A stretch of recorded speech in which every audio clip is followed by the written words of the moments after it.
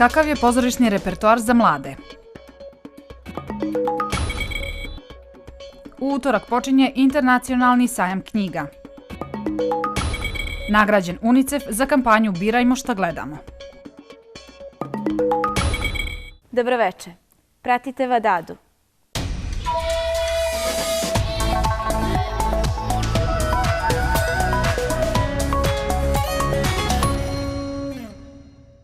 Ko putuje i čita, ima svijet na dlanu.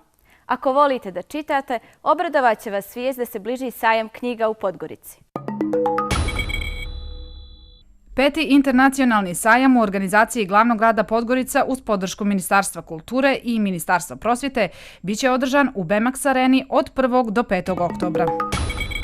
Gimnazija Cetinje u saradnji sa Ministarstvom prosvjete i Institutom Konfučije nastavlja ciklus besplatnog kursa kineskog jezika za početni i još 2 nivoa. Zainteresovani učenici informacije mogu dobiti od uprave škole.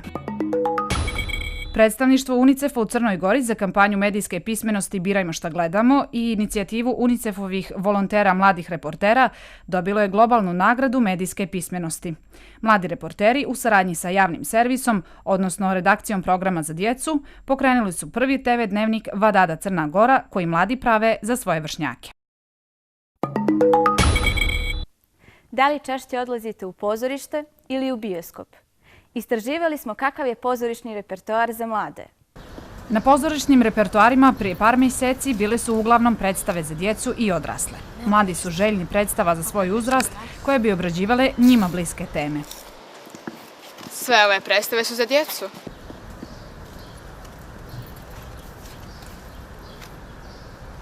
Nema ništa.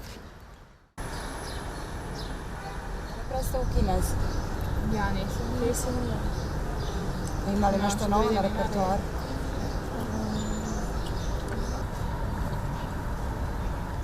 Da li ima nešto u baru? Nema ni u baru, nema ni... A ima neka predstava Kinez? Više idem u bioskop zato što nekako nije nam pružena prilika da gledamo predstave za mlade, a kada je bioskop u pitanju, pružena nam je prilika da gledamo sve ono što je za nas zanimljivo, tako da mislim da trebalo bi poraditi i na tome, da budemo kao društvo pozvani u pozorište, da gledamo tako neke priče koje će biti zanimljive za nas. U tom konkretnom trenutku oni koji su na sceni imaju mogućnost da pruže nama u publici, jedan vid edukacije koji je drugačiji od recimo čitanja knjige ili gledanja nekog dokumentarca, jer on je oplemenjen živom materijom.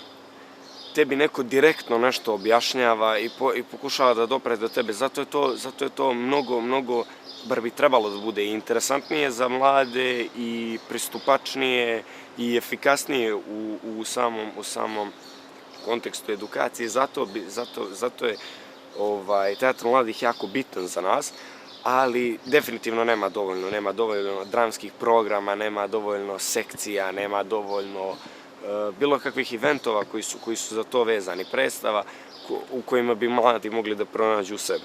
Mislim da bi to bila najčešće tema porodice, škole, komedije ili tako nekih stvari koje možemo vidjeti samo na nekim javnim časovima kada su pružene mogućnosti da idemo da gledamo neke škole glume i oni nam upravo nude to što mi danas jesmo, ono što su naše godine, kao što su na primjer te neke stvari koje se dešavaju u školi, davanje ocjena, nesigurnosti, pa onda kada dođemo kući da dešavaju se isto tako neki problemi u porodici i ostale stvari koje se nama čine nevjerovatnim, neko mi doživljamo na neki čudan način, a u stvari su jedna slika i prilika svega onoga što se dešava kod nas. U koju god temu koja muči mlade, da taknemo, sigurno će se naći neka inspiracija za neku vrstu kreacije, pa makar bila i dramske forme.